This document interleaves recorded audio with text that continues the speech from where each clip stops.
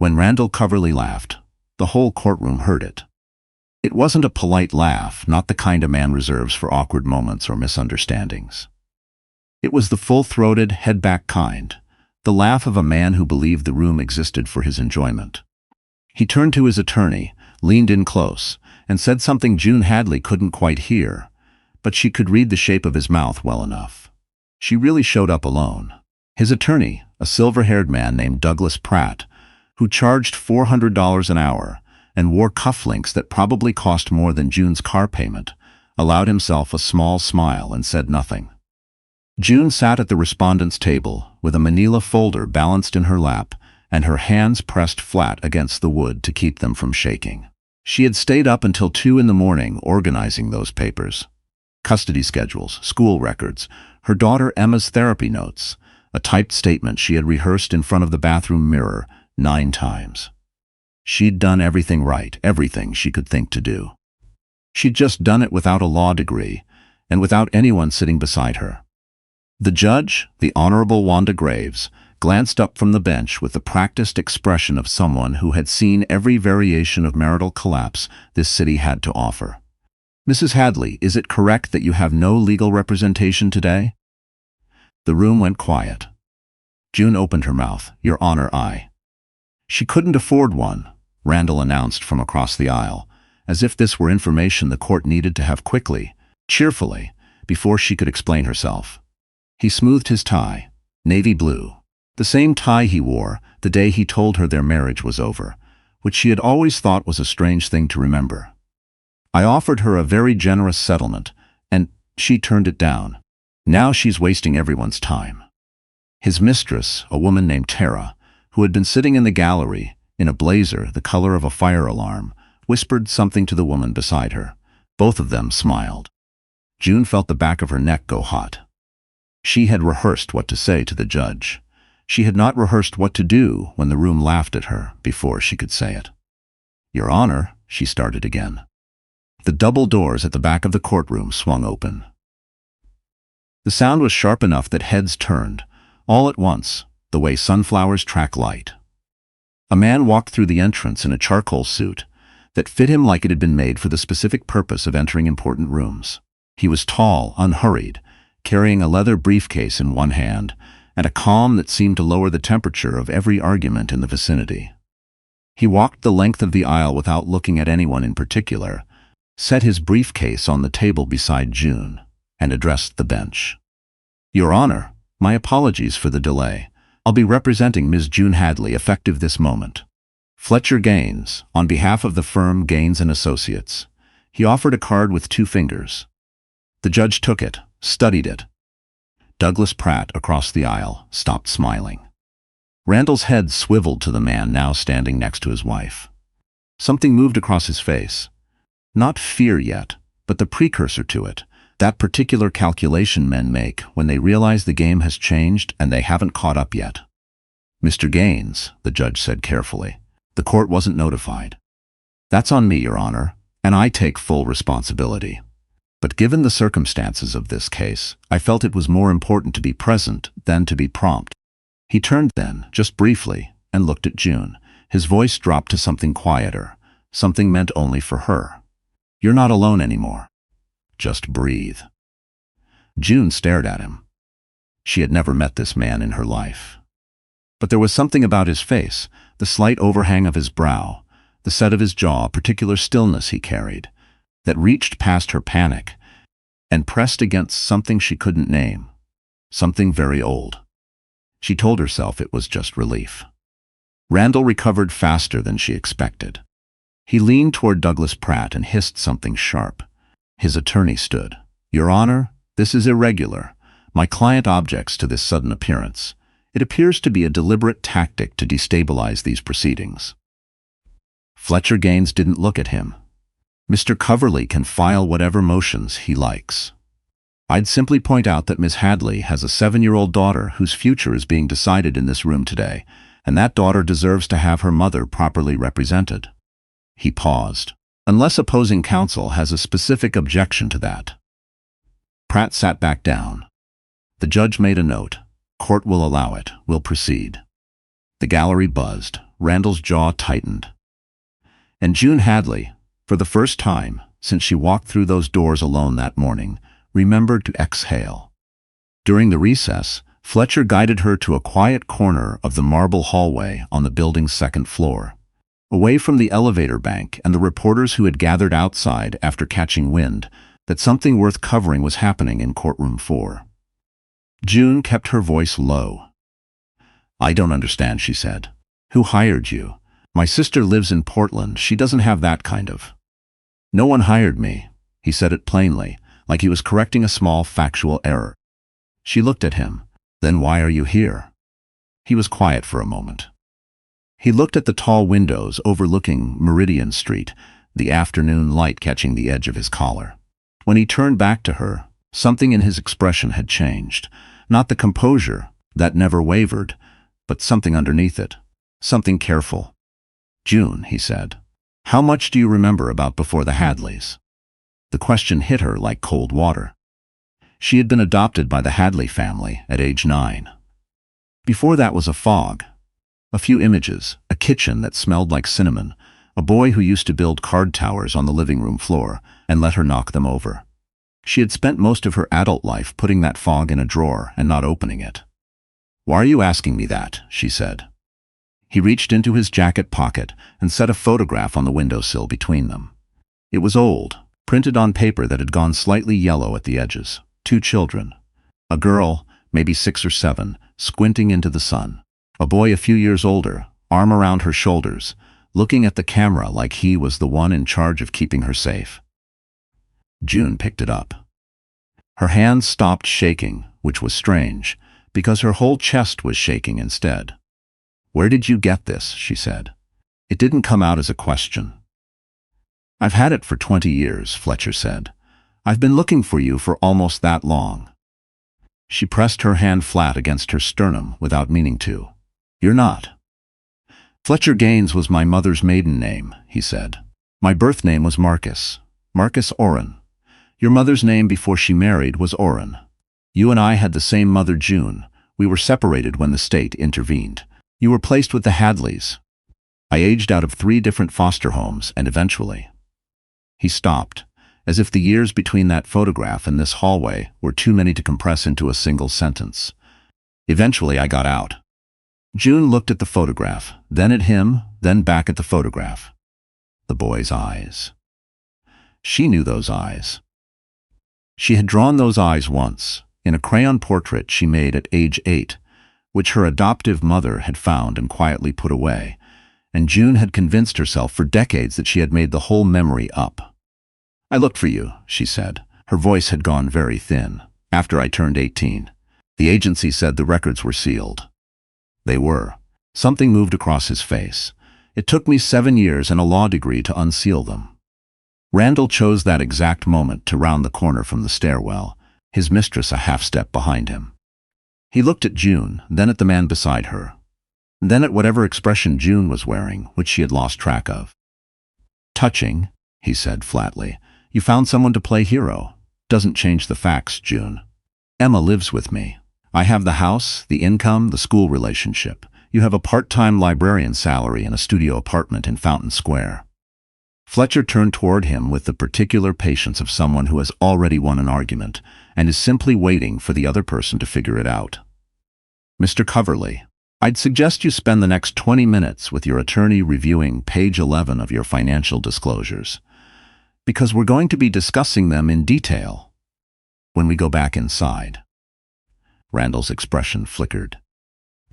"Specifically," Fletcher continued, "the accounts registered under a holding company called TC Meridian Partners, established 14 months ago." The color in Randall's face shifted. His mistress stopped walking. "I don't know what you think you found," Randall said. "I know exactly what I found," Fletcher said. "He wasn't loud. He didn't need to be. And so does the court in about 40 minutes. Randall turned and walked back toward the stairwell without another word. Tara followed him, her heels clicking faster than before. June watched them go. "What's TC Meridian Partners?" Fletcher looked at her steadily. "TC stands for Tara Coverley.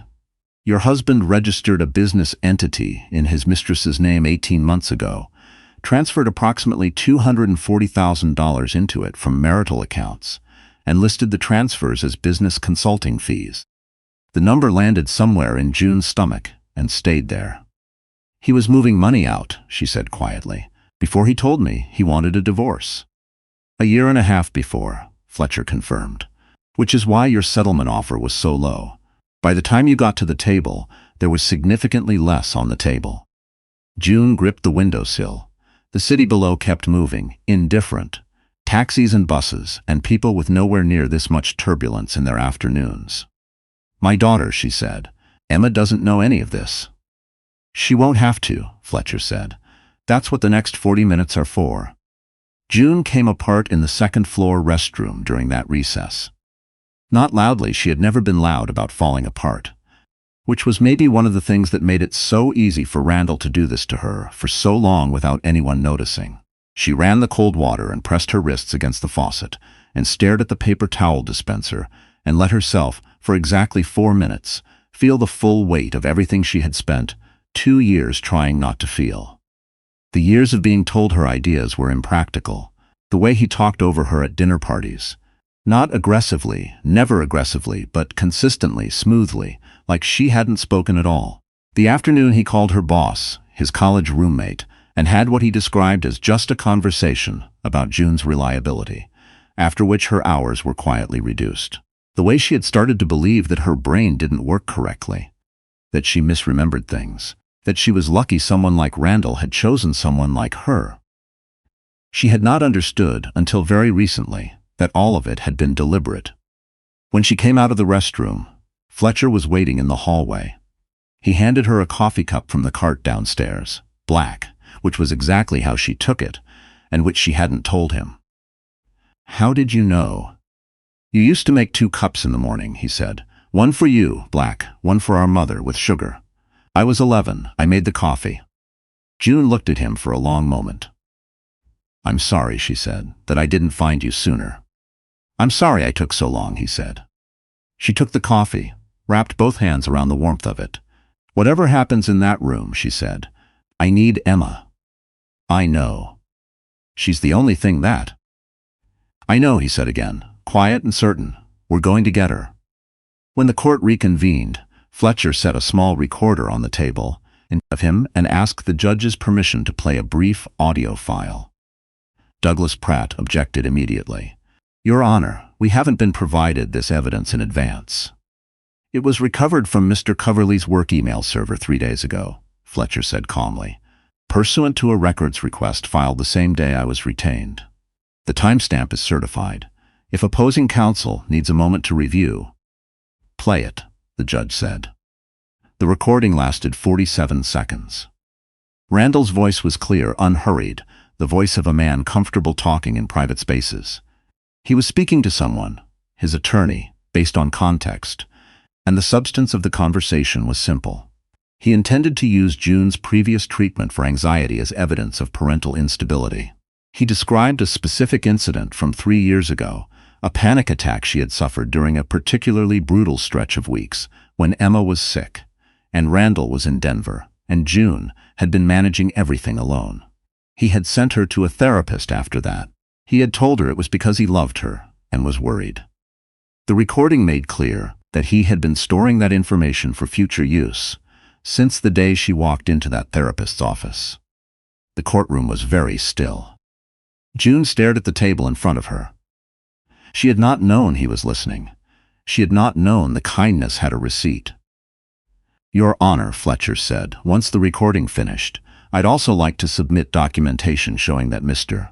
Coverley contacted Emma's school principal in March of last year, identified himself as acting on behalf of the family, and requested that any behavioral or academic concerns be reported to him directly, without notifying Ms. Hadley. The school, believing this was a mutual agreement, complied. Ms. Hadley received none of those communications for 11 months. June's head came up. She had wondered why the school had seemed slightly distant this past year. She had assumed it was something she'd done. Randall's chair scraped back. That is completely out of context. Mr. Coverley. The judge's voice could have cut glass. "Sit down."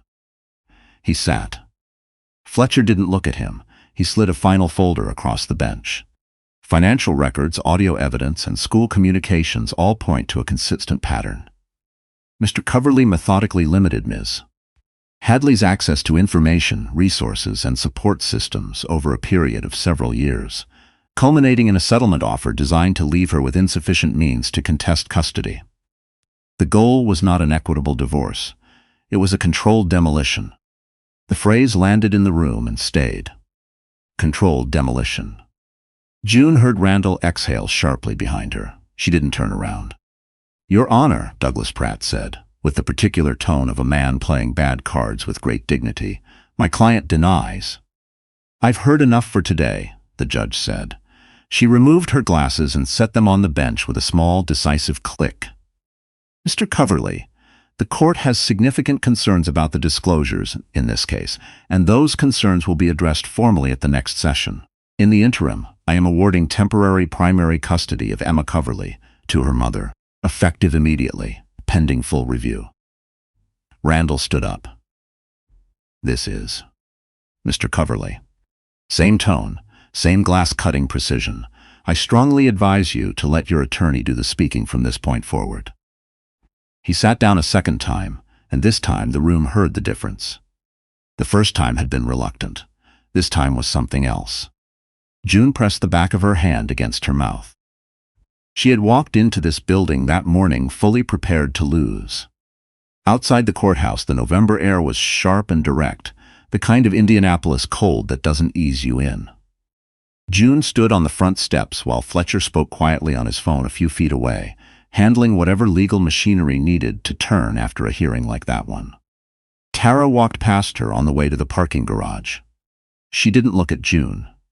She kept her eyes forward and her pace quick, which told June everything she needed to know about what it felt like to be on the other side of consequence. June watched her go without feeling much of anything. The anger had burned through itself somewhere around the 47th second of that recording. What was left was something quieter. Not peace, not yet, but space where the fear used to be. Fletcher ended his call and came to stand beside her. "Emma's being picked up from school by the guardian ad litem right now," he said. "She'll be with you tonight." June nodded. Her eyes were burning, which she was determined to attribute entirely to the cold. "I need to ask you something," she said. "Anything?" "The photograph, the one from before." She looked at him. "Do you have more of her, of our mother?" Fletcher was quiet for a moment. He reached into his briefcase and produced a small envelope, which he held out to her. She took it, didn't open it, just held it. "There's something else," he said carefully. She looked up at him. "Our mother is alive." The steps seemed to shift slightly under her feet. "I was told she." "I know what you were told." His voice was steady and careful, the way it got when he was carrying something heavy. "She's been told the same things about you, in different forms, for most of your life. I only found her 4 months ago. She's in Cincinnati. She's been in Cincinnati for 6 years. He paused. "She saw your name in the court filings. She's the one who called me." June looked out at the street. A bus went past. A woman walked a dog. The city continued, unhurried. "She didn't abandon us," June said slowly. "No," Fletcher said, "she didn't." June pressed the envelope against her chest without quite meaning to. There would be time for that, for all of it. The reunion, the explanation, the grief, the adjustment, the particular kind of healing that doesn't come quickly and doesn't come quietly. There would be time to sit across a table from the woman she'd spent 30 years believing was gone and figure out what you do with that kind of revelation. There would be time for Emma to meet the people who had been waiting at the edges of her family tree all her life. But right now, in front of the Marion County Courthouse, with the cold coming in off the street and her daughter on her way home, June simply stood. She stood. Which she was beginning to understand was the whole thing. That was the whole thing. Fletcher stood beside her and said nothing, which was exactly right. 3 weeks later, a Monday morning, the final hearing lasted 4 hours. By the end of it, Randall Coverley had been formally found in violation of financial disclosure requirements. The TC Meridian Partners accounts were frozen pending investigation. Douglas Pratt withdrew from the case, citing a scheduling conflict which no one in the legal community believed for a moment. The new attorney Randall hired lasted one session before the judge made clear that the court's patience had a specific shape and they had reached its edges. June received primary custody of Emma with structured visitation.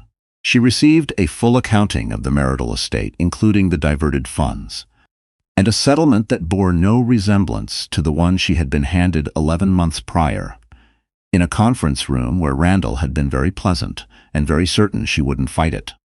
She walked out of the courthouse with Emma's hand in hers. Emma was 7, and she had her mother's eyes and her father's stubbornness and a gap where her left front tooth used to be. She looked up at June on the courthouse steps and said, "Are we done now, Mom?" "Yeah, baby," June said. "We're done." Emma nodded, satisfied with this information, and asked if they could get pancakes. Fletcher, 3 steps behind them, laughed. It was a quiet laugh, short and real, the kind that belongs to someone who doesn't perform happiness, just has it sometimes unexpectedly, on courthouse steps in November. June looked back at him over her shoulder. There were no words that fit the magnitude of what he'd walked back into her life to do, so she didn't try to find them. She just looked at him the way you look at someone you thought you'd lost, and then somehow, inexplicably, didn't. He nodded once. She nodded back. They went and got pancakes.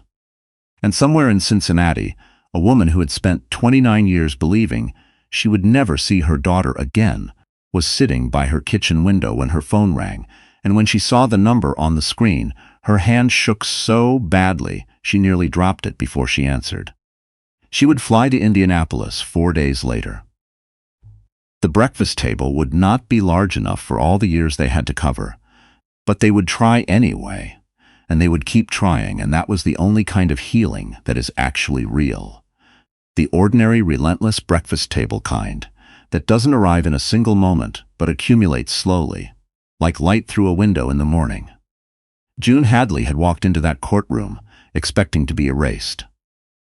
She walked out of it remembered, by the law, by her daughter, by the brother who had spent 7 years learning how to find her, and by the woman in Cincinnati who had never once stopped. The version of her that had learned to make herself small was gone. What was left was the original. And she was more than enough.